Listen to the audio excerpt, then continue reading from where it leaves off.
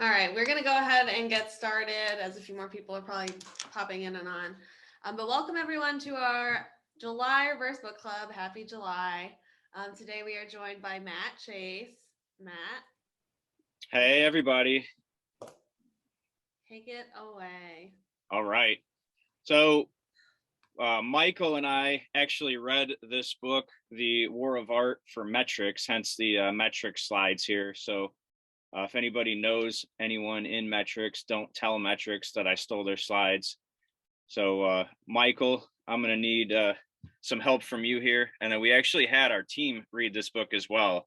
And so we've got Rocky and D2 on here, and see if I saw anybody else, but I'm going to leverage these guys to help me out here. So the book is basically about resistance, which is the voice in our head that keeps us from doing everything that's important to us.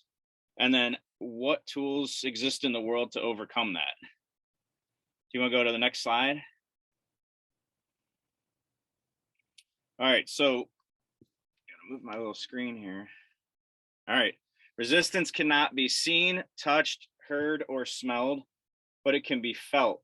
We experience it as an energy field radiating from working potential. It's a repelling force. It's negative.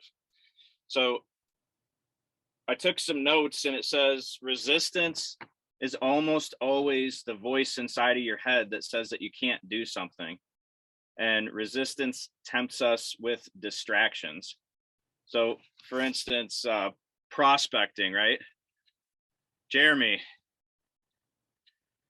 you ever have anything that gets in your way when you're supposed to be prospecting? Never. I'm like a machine. Right. But I mean, that's, I thought there was like a million parallels between this book and everything that goes on in our day-to-day life, right? I mean, especially being a real estate agent, everything's a distraction. All right, what do we got next? So resistance seems to come from outside of ourselves. We locate it in spouses, jobs, bosses, and kids. Resistance is not peripheral opponent. It arises from within. It is self-generated and self-perpetuated. So the more important a project is, the more resistance you will have. Can anybody attest to that? Writing listing descriptions. Writing listing descriptions, yes. I had resistance yesterday and paid Emily $50 to write a listing description for me because I didn't want to do it. I mean, I think it's more than that. I mean, I think it's, for me personally, buying rental properties, when I first started doing that, everyone tells you, resistance can come from outward too, right? So everyone tells you, oh, you don't want to deal with tenants. They're going to mess your place up, or they're going to sneak animals in there and destroy all the carpet. That's resistance, right? And so, I think it shows up everywhere. And then the other note I had was resistance appears at predictable moments. And so what that meant was it appears right before you embark on something that's important to you. You're going to find a reason, or a voice in your head is going to come up with reasons not to do it, just like rental properties that I said. Let me see if I have any other notes on that. Nope. So next slide. All right. So resistance will tell you anything to keep you from doing your work. It will perjure, fabricate, falsify, seduce, bully, cajole, whatever the hell that means. It will take any form, and it will try to deceive you no matter what. All right, next. Resistance is implacable.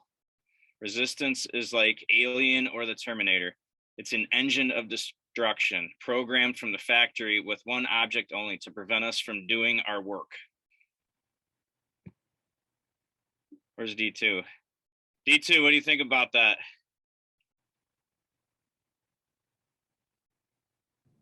I feel like that comes in my life a lot. That's why I'm picking on you. So what goes through your head when you get distracted? Probably a lot of things if I'm distracted. But so again, I mean, I think I know is specifically for me too. You'll say, well, I'll just do something later. I'll do it tomorrow. It's not that important, right? I mean, it shows up every second, all the time. All right, what do we got for our next slide? It's impersonal. It's not out to get you personally. It doesn't know who you are and it doesn't care. Resistance is a force of nature. It acts objectively, which I think is cool because, again, we all experience it. We've all felt this way about everything that we've done that's important. All right, what we got next?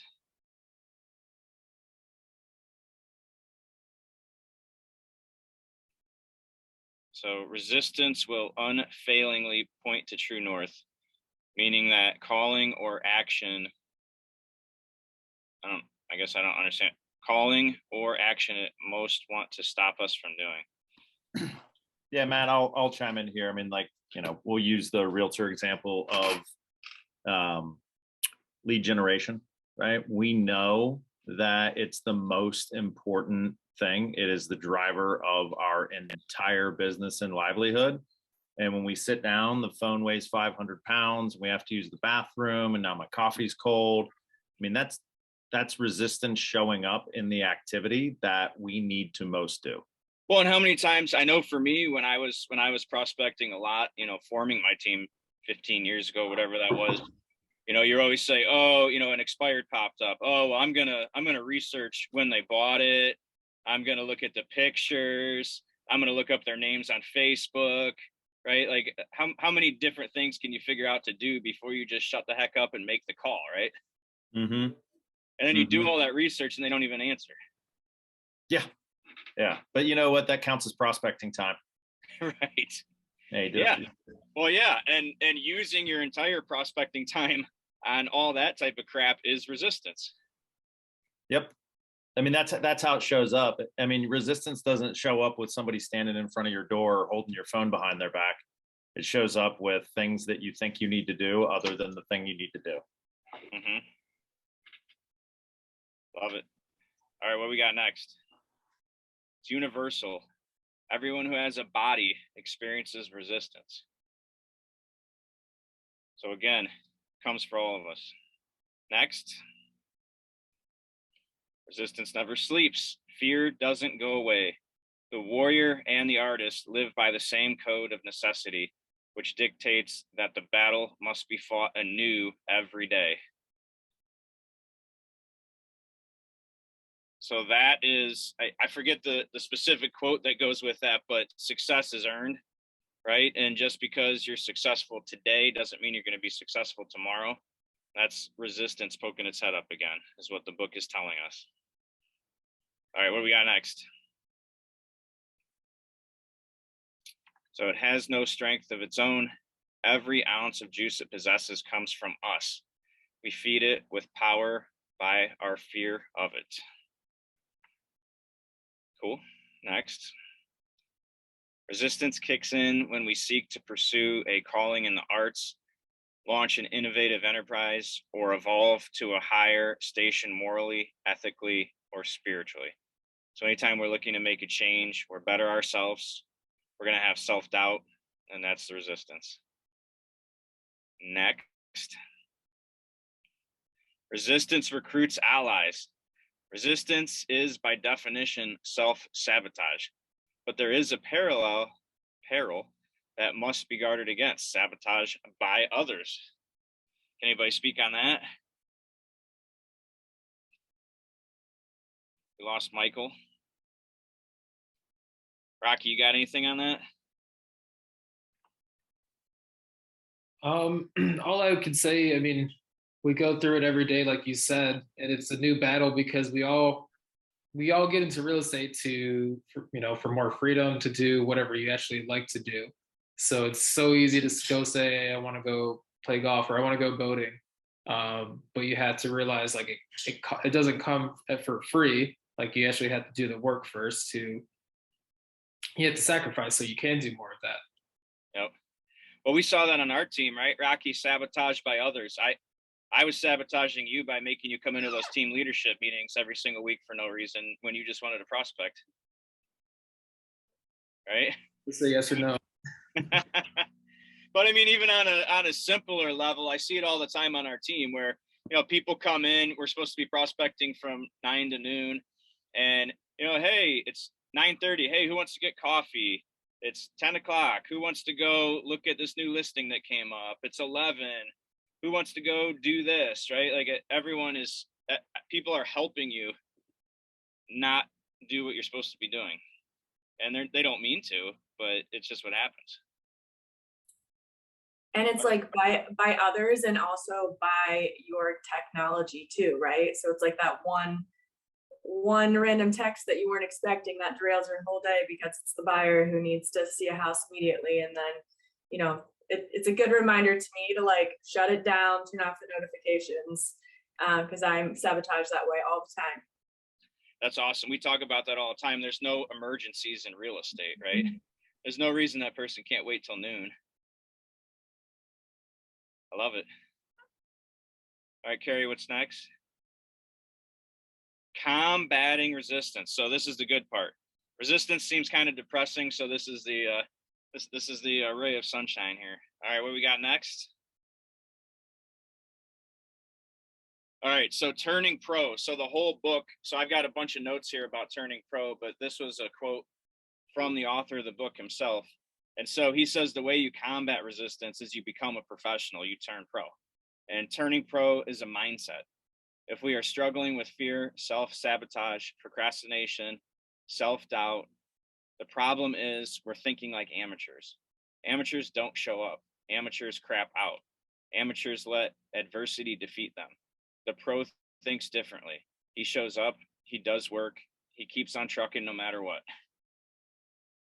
And so that's, everything we just talked about. I mean, even that text that's going to derail you, a true professional says, I'm putting my phone face down and I'm going to stick on the dialer until the task is done.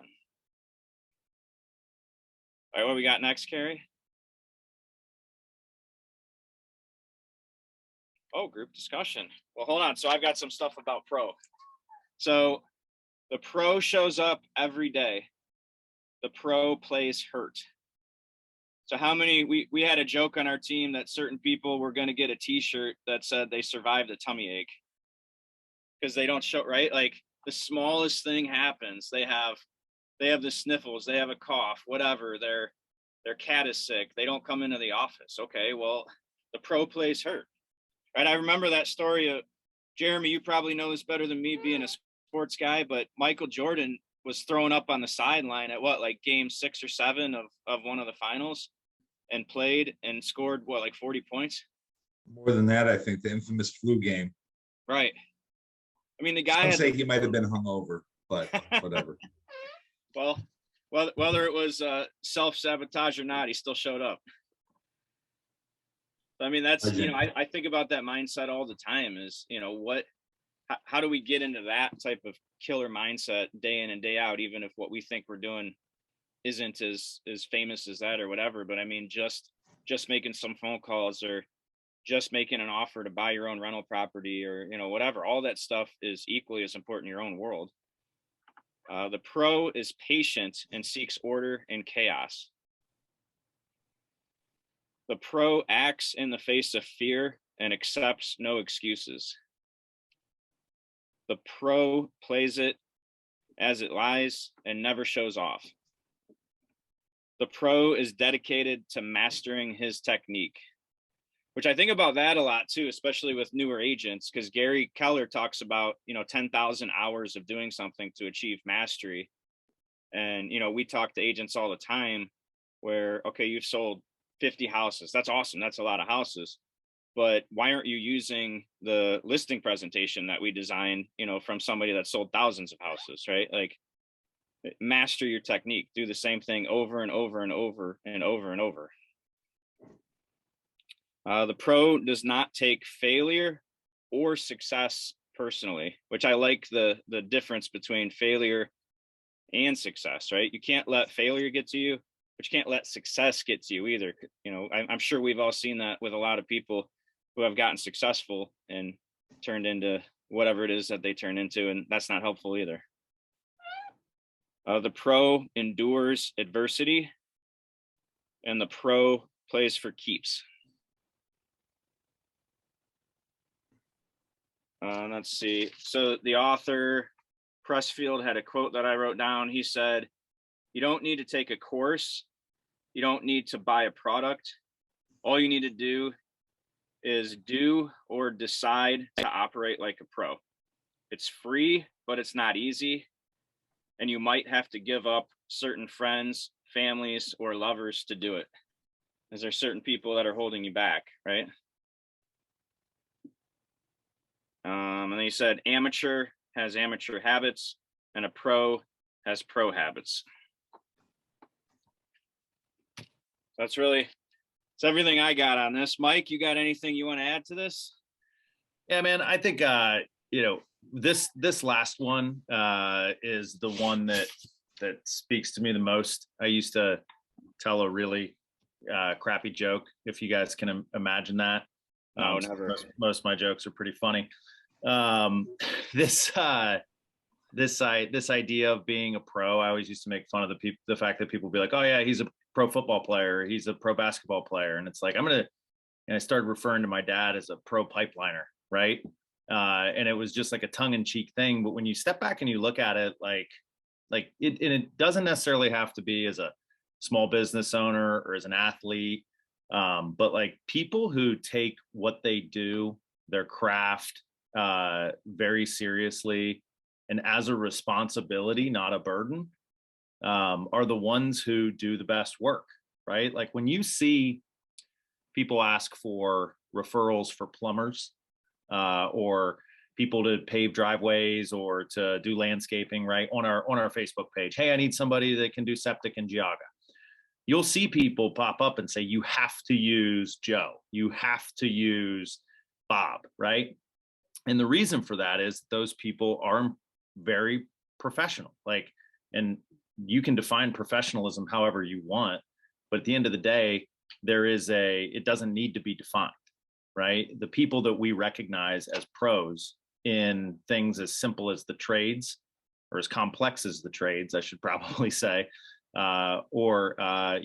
in the world that we operate in. I mean, those are the people that we want to be around and we want to be like, right? The pros in the office are the ones who are in the bullpen every day, lead generating, right? The pros in our industry are the ones who, never wing it.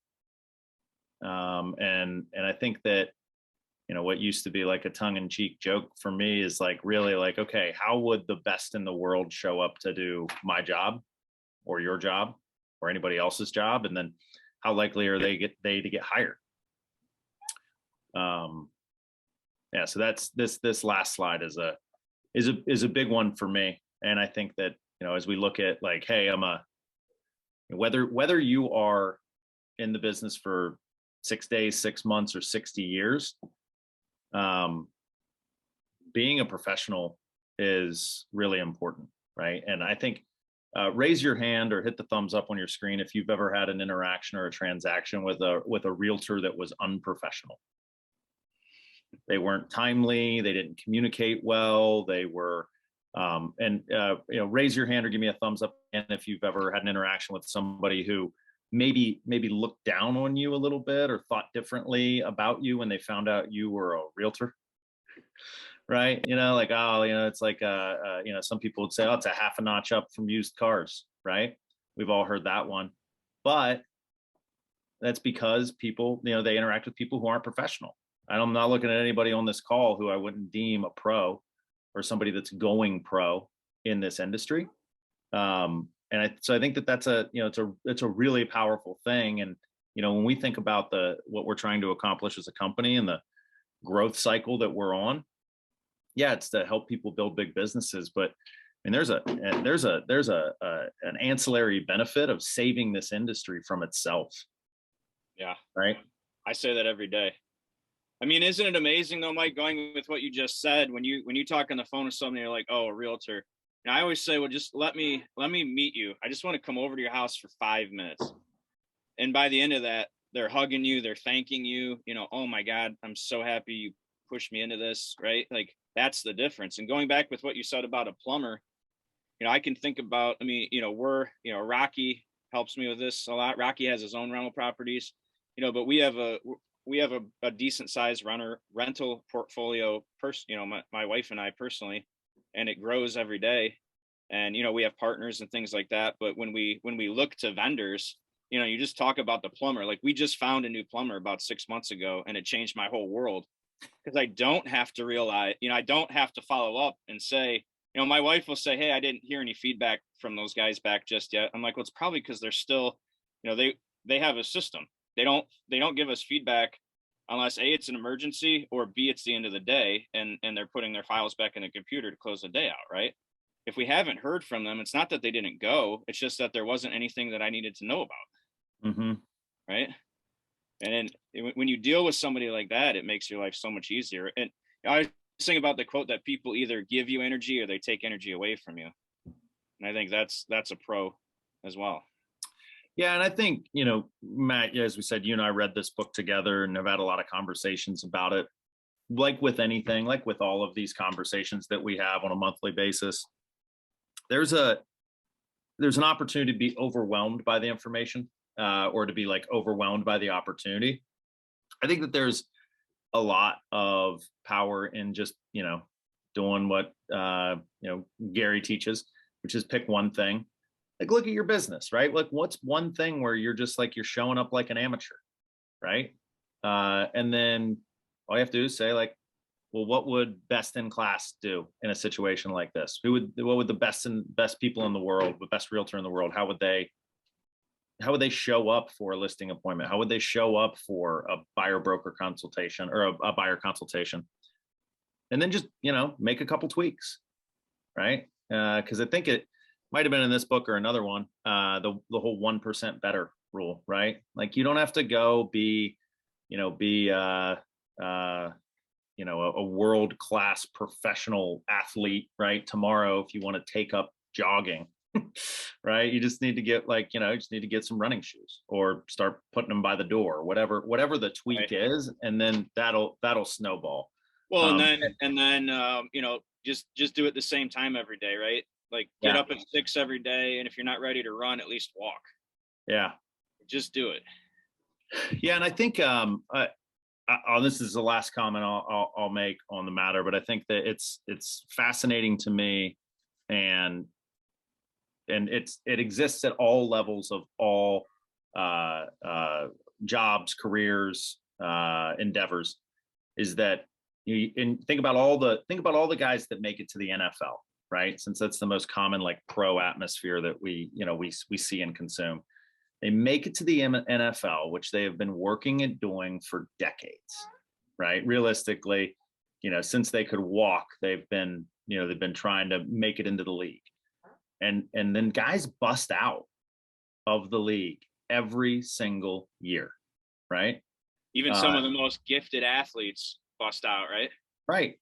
And, the folks who are on this call who have been in this industry long enough know that there are enough real estate agents that go from 1 million to 5 million to full-time employee somewhere else.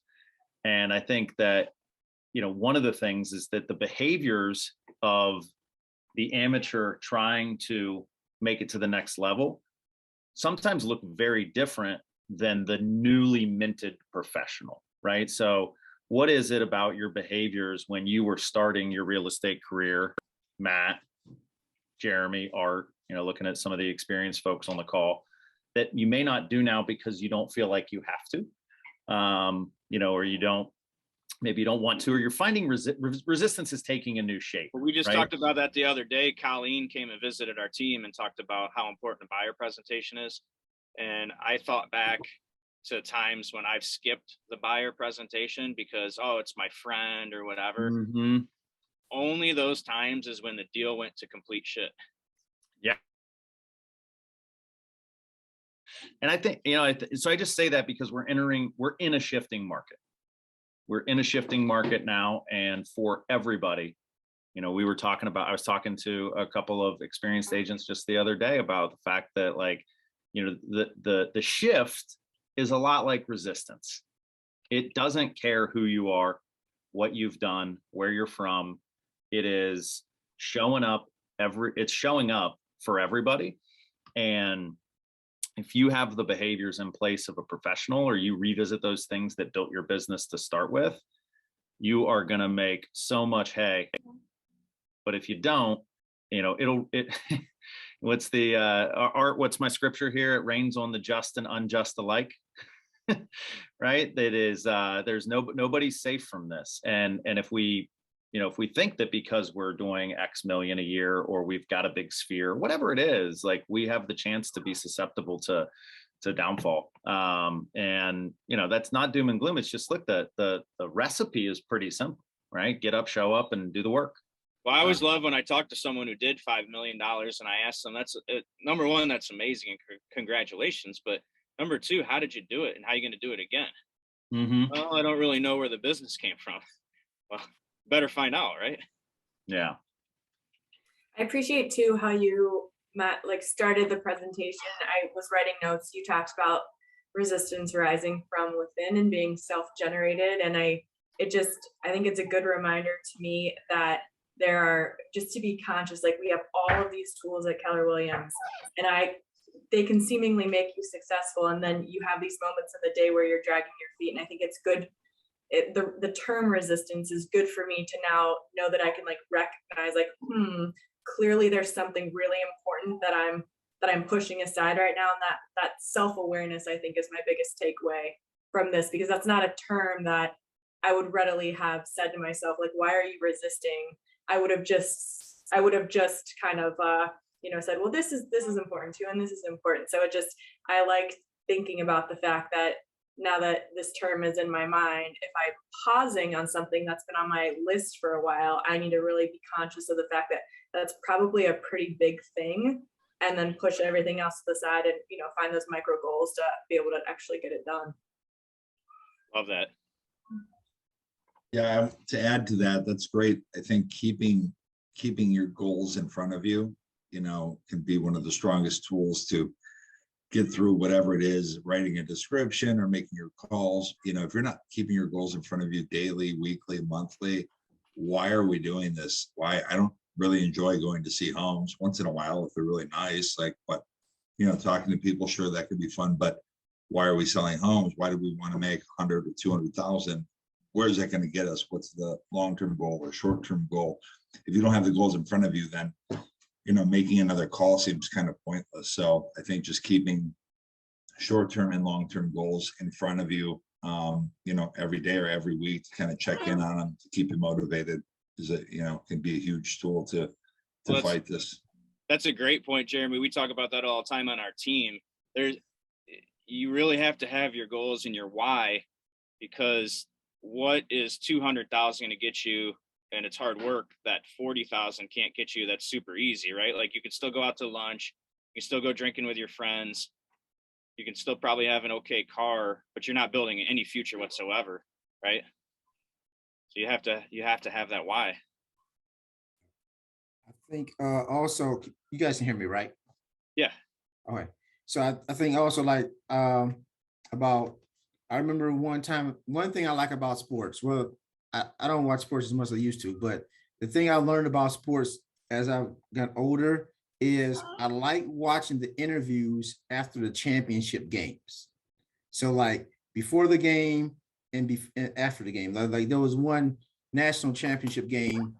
I think it was, I forget who the teams were, but you could tell from the interview, like LSU and Clemson, I think it was, you could tell from the interview of the coaches who was really going to win the game from the beginning, before the game even started. You already knew who was going to win based upon the interview from the head coaches at the beginning of the game. And the team that was heavily favored won the game anyway. And so, and I'll never forget what Gabby Douglas said once after an interview. She said, you really improve when you're doing what you need to do, when you practice, when you don't feel like practicing. That's when you're really getting better. And like they always say, the good ones are the ones who could perform at a high level sporadically, but the great ones are the ones who can do it consistently. So, I mean, as I said, you be a pro and do it. If you can do it every day, can you do it every day consistently and put up big numbers and high numbers on a regular basis where you're dependable, really to the point that you're pretty much taken for granted. And that's a compliment to be taken for granted to an extent. That's amazing. And you knew those people were going to win because of the confidence and because they had a system and they run through that system with their eyes closed, right? Right. Yeah.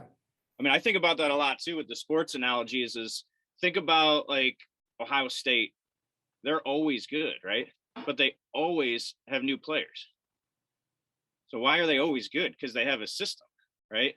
It doesn't matter who's in that system. They just follow the system. That's a pro. All right, anybody have anything else they want to talk about? I think that all this stuff is obviously really good. It's stuff that we hear all the time, but sometimes sometimes it's more challenging than it seems to just resist, go up and do what you need to do and fight that stuff. And it made me think of the 6 personal perspectives class, which we just had in the office, where Eddie Donnelly was talking about all of those. And one of them is just like be accountable. And he talked about having a victim mindset versus being accountable. And I think that a lot of the times we can fall into that victim mentality of whether it's just not wanting to do stuff or things like that without even knowing it. And the victim mentality, 5 things were that they don't seek reality, they fight reality, they blame other people, they make personal excuses, and they wait and hope for something to get better. Whereas someone who's accountable, they seek reality, acknowledge reality, own it, they find solutions, and they move on from it. And I think that sometimes without like knowing that, we do fall into the victim and don't even realize it. And that's what it is like. I think that mentality and how you're thinking about things, your mindset is like the start of all of this. So I think that if we're going wrong there from the beginning, it can be really difficult to continue to turn pro and do all of these things. Absolutely. And all those 6 things are resistance, right? Mm-hmm. Cool. Well, are we done, Carrie? Does anyone have any questions for Matt? Or any ahas that you got from today? I know we kind of already shared some, but Matt, have you ever had to had that tough conversation with a friend that was resisting you? Are you giving you that resistance? Yeah, I mean, definitely. I mean, a specific example would be, look at Justin, Rocky. So we have a friend who was in real estate, who one of my best friends, he still is my best friend, but I had to have a conversation with him and say, hey, I have bigger goals than you, and not in a negative way in any way. I'm here for you no matter what, but I can only relegate my time to watching a Browns game with you on Sunday. And that's it. And so, hard conversation, but, we would end up going to a bar, doing something stupid on a Tuesday night. And then, how Wednesday looks after that, you got to stay focused, every day of the week. I mean, that's just one example that pops in my head, Rocky, but I think there's probably a lot. I think we probably all have had those conversations or need to have those conversations. Mike said once, I think, I'm sure he wasn't the originator of it, but that you are most like the 5 people you spend the most time with, or you're like an average of those people. And so that makes me think of where you said resistance can be people. If it's who you're surrounding yourself with, that is important. Absolutely. Let's definitely not give him credit for that quote. That did not come from him, but it's a good one. I was like, I don't think he probably did. He said almost every quote, so. We don't need to make his head any bigger than it is.